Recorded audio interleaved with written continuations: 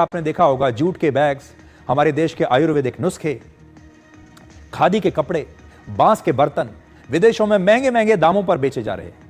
हमारे घरों में जो घरेलू नुस्खे अपनाए जाते हैं अब उनको पेटेंट कराया जा रहा है और उन पर भारत का नाम नहीं बल्कि किसी विदेशी ब्रांड का लोगो छाप दिया जाता है। इसकी शुरुआत तब हुई जब प्राडा ने अपने एक स्प्रिंग समर फैशन शो में एक ऐसी चप्पल लॉन्च की जिसे उसने अंग्रेजी में नाम दिया टो रिंग लेदर सैंडल।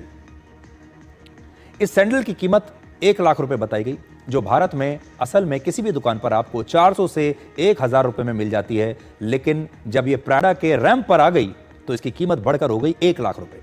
वही कोल्हापुरी चप्पल प्राडा का स्टिकर लगते ही एक लग्जरी ब्रांड बन गई और इसकी कीमत 1000 रुपए से बढ़कर हो गई 1 लाख रुपए।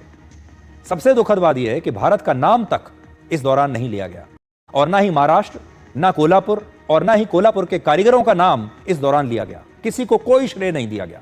जब सोशल मीडिया पर यह विवाद बढ़ा तब प्राडा के 6 लोगों की टीम कोल्हापुर पहुंची और कारीगरों से मिली।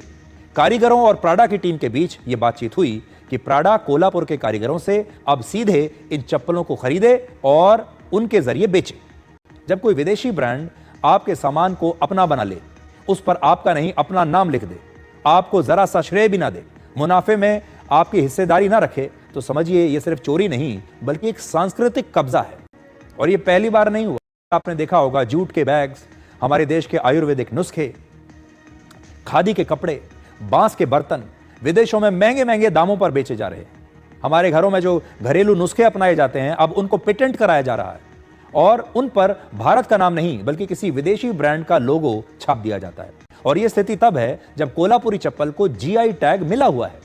जब कोई वस्तु या कोई चीज किसी इलाके की पहचान बन जाए, जैसे कि कोल्हापुर की पहचान ये कोल्हापुरी चप्पल है, तब वो चप्पल कोल्हापुर में ही बनी होनी चाहिए और तभी उसे असली माना जाएगा और तभी उसे प्रमाण पत्र मिलेगा जिसे ज्योग्राफिकल इंडिकेशन या जीआई टैग कहते हैं। कोल्हापुरी चप्पल को वर्ष 2019 में यह जीआई टैग मिल गया था।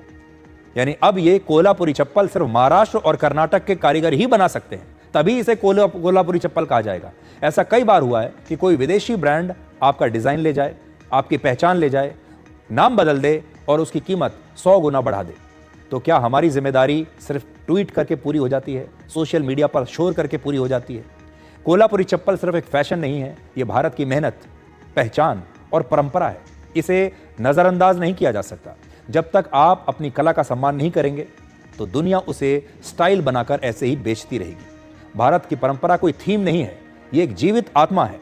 आज हम परंपरा को कई बार अपना बोझ मानने लगते हैं और दुनिया इसी परंपरा को अपना अवसर बना लेती है।